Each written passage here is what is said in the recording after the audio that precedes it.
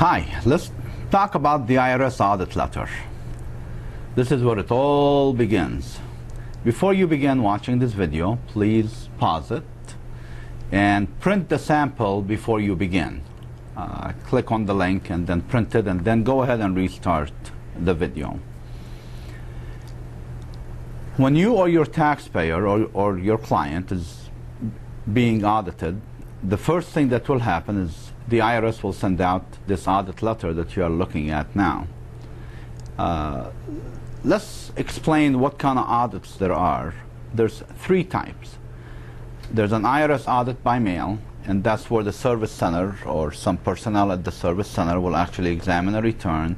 They will classify information. Let's talk about a auto repair shop on a Schedule C, for example.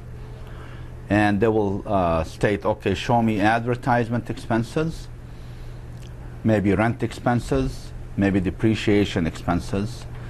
We will need to send them canceled checks, invoices, to make sure that these expenses actually belong to the business and they are ordinary and necessary expenses per Internal Revenue Code Section 162, or we can refer to it as IRC 162. Pretty much, if there is an audit by mail, it pretty much relates to expense items. Or they might also be questioning, just recently I had a client who received an audit by mail, an audit letter, and they were questioning his charitable contribution expenses. It was $4,500. We had to get a letter from the church. We needed the canceled checks to send to them, and therefore we can substantiate the expense.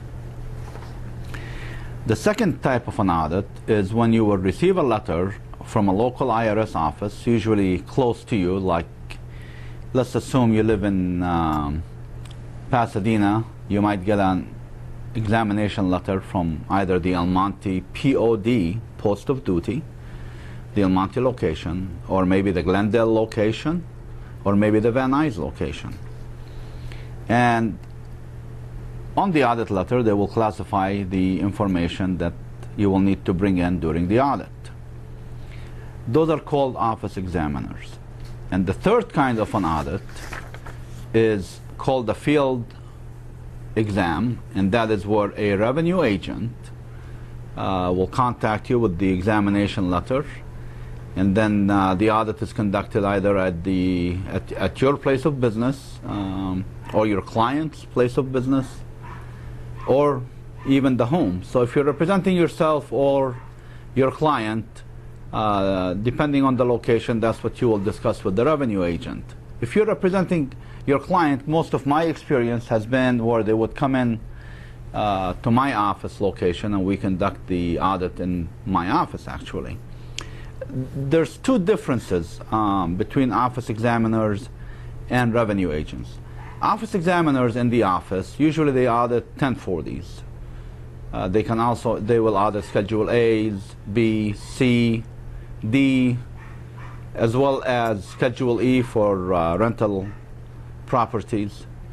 A revenue agent can audit the 1040s, 1120s, which is the corporate returns, 1065s.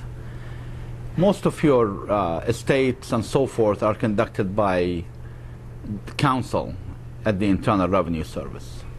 Just to let you know a little bit, just a little background about it. Let's go ahead and turn to the letter itself, and there's a sample here that you print, that you have already printed. It will tell you which office is sending it, to who, and what you need to do. And they will classify what items that they are looking at. Here, for example, we have Schedule C, gross receipts, so they want to examine the gross receipts, and that will be, we will discuss that under the bank deposit analysis, actually, at length.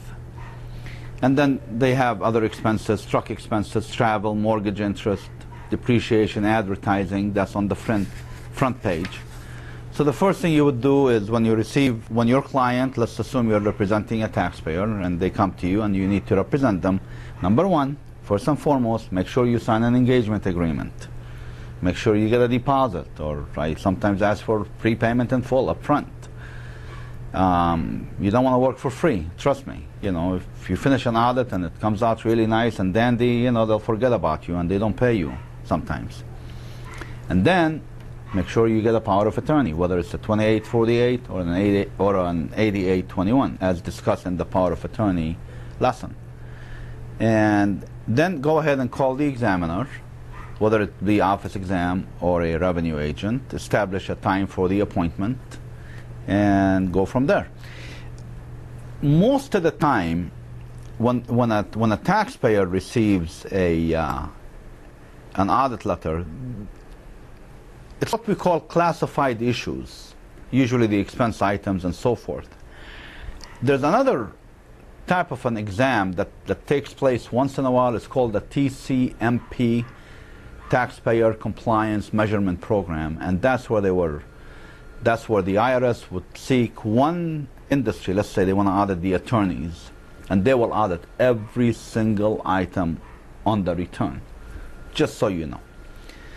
When going through an exam, it's really simple. Make sure to watch the rest of the courses that we have available, such as the expense substantiation, the bank deposit analysis, and so forth. And if you have any questions, go ahead, log into our community, ask your questions, and we will be here to assist you.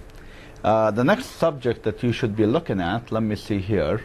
Let's turn on now to the most audited IRS code sections, and you will learn a lot there. Thanks for watching.